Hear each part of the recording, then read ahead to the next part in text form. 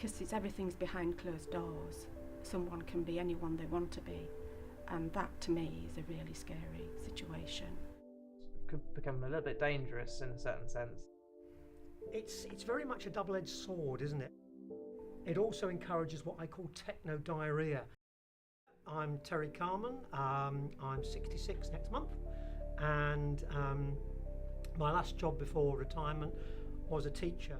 I use Facebook by necessity for my scuba diving club. I don't use anything else. My name's Jeanette Carmen.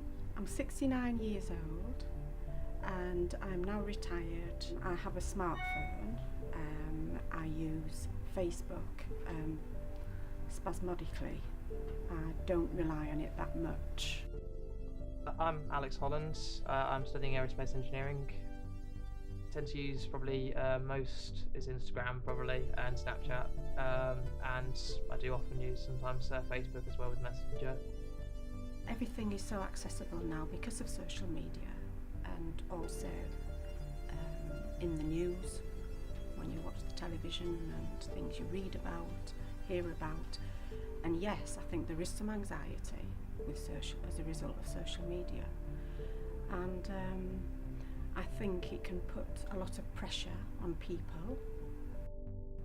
I think for people who've got friends or family abroad or at long distance, it's ideal for that.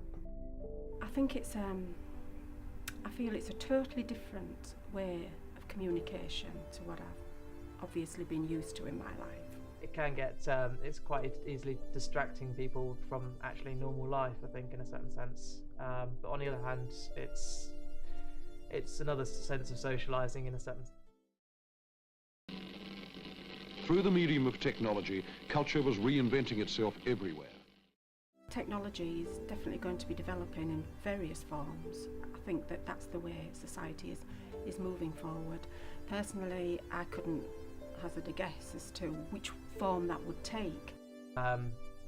Computers only learn so much as we put into them, in a sense, but of course they're becoming more and more clever. Mixed feelings about it. I think in some respects it's an advantage and a way to move forward, but I think in other respects it has a downside as well in terms of the way we communicate today as opposed to in the past. It opened doors to much more competitiveness in society, much more of a need to progress and have more material things. But perhaps when I was brought up and it was post-war, we didn't come from a very affluent society, so it was we had to make do with walking to the end of the road and looking for a public telephone, of which these days I think they're virtually non-existent, and if there are any, they've probably been trashed. So on the negative side, I'm afraid I think there's more negative than positive for me, but it's a godsend for criminals.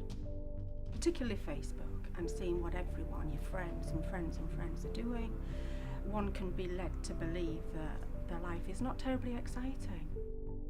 I think also that, there's going to be an increase in time with using robots for things, and there's lots of things even going through, had occasion going abroad over the year, going through customs. There was no person there, you had to just look into a screen, and it was eye recognition or retinal eye recognition, of which is new technology, which is a little bit off-putting and a little bit intimidating, shall we say. So there's things are moving forward that I don't understand and I won't understand in my lifetime.